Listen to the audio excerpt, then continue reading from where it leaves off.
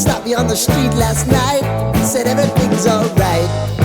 Roller coaster, make it through the day, I'm right. G'day. Tomorrow, I'm going to the Cape. Hee. Why, oh why, oh why, oh why, oh. Okay, so I thought I'd actually just run through what's in my cases, what I'm taking. Probably way too much, I know, but anyway, that's life. Okay, so you might think, oh hey, everyone's going soft cases. Why would you want to go for your hard cases? Well, when you're actually camping out of them, sometimes a hard case is a good thing to have around. Nice sturdy seal on there, nice overcam lock. It's got a good rubber seal here, and you can see inside I have an overall tarp. I've got my my tent poles. Here's my tent here. I have my jet boil there. Underneath the jet boil I've got some food and I've got some coffee straight underneath the jet boil, so I have the jet boil out, and then directly underneath that is the food that goes with the jet boil. Okay, I've got a drone here.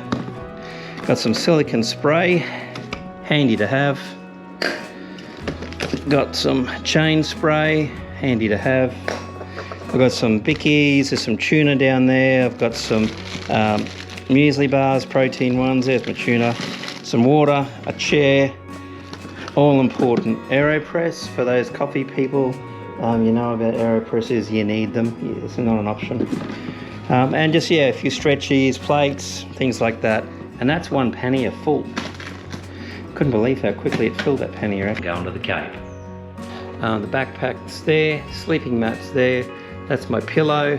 That's a pump for that. You don't necessarily need it, but hey, it was very light anyway. Head net in case I need one. And down the bottom here, there is a bug zapper in that little bag there. Okay, BO spray because I reek. Soap because I like to get clean. Towel because I like to get dry.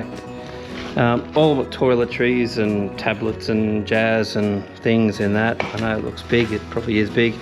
Clothes and sleeping bag I have in another sealed container because we're going to the red soil, and the red soil is the red soil and it gets everywhere.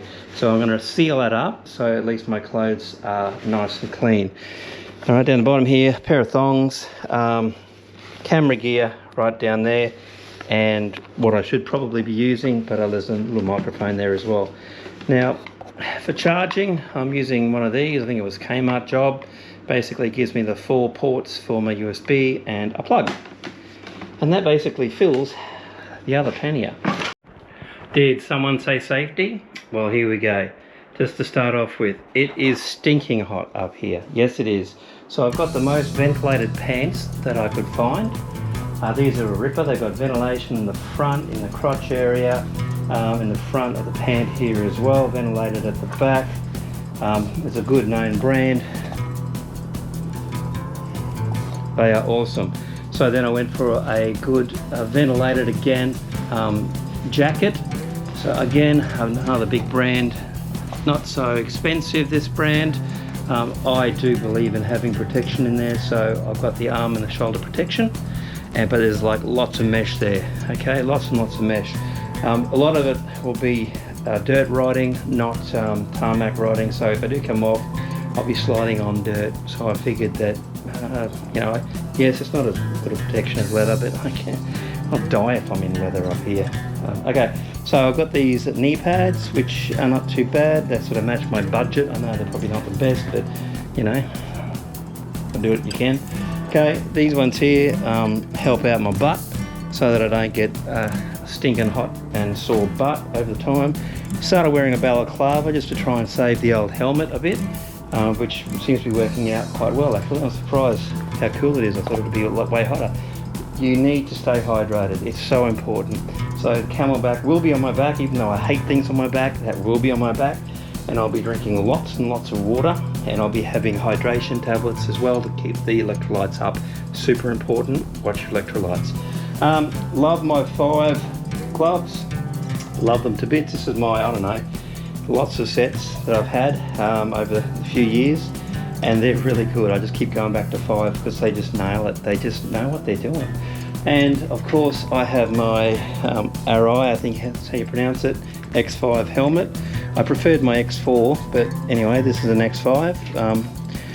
Yeah, I preferred the X4 because you could actually have the goggles on and you could actually put the visor down with the goggles on.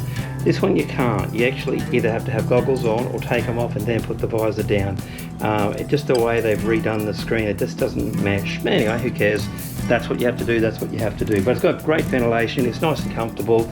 It's got that, I think, that MIPS thing in the helmet itself, so to help stop brain injuries and so forth. Got a Cena for my music. Now I'm going solo, so I won't be communicating with anyone else, but music is really important.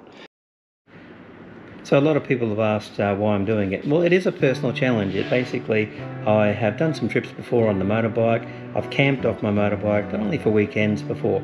This is different. This is an extended trip.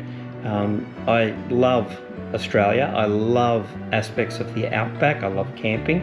I'm really looking forward to getting to the tip again. I've only been there once before, and that was in the four-wheel drive. Oh, you might have wondered about the tools. Well, I've got the same tools under my seat that I've always had under my seat. Previously, I've done a video on the tools that I do carry with me. I've got gear to be able to change tyres, I've got compressors, I've got tubes, tyre levers, all the tools that I require to do maintenance on the motorbike as well. So it's all there underneath the seat. If you want to have a look at that, just go back to one of the other videos on my channel at 80Ks. Cool, tomorrow I ride.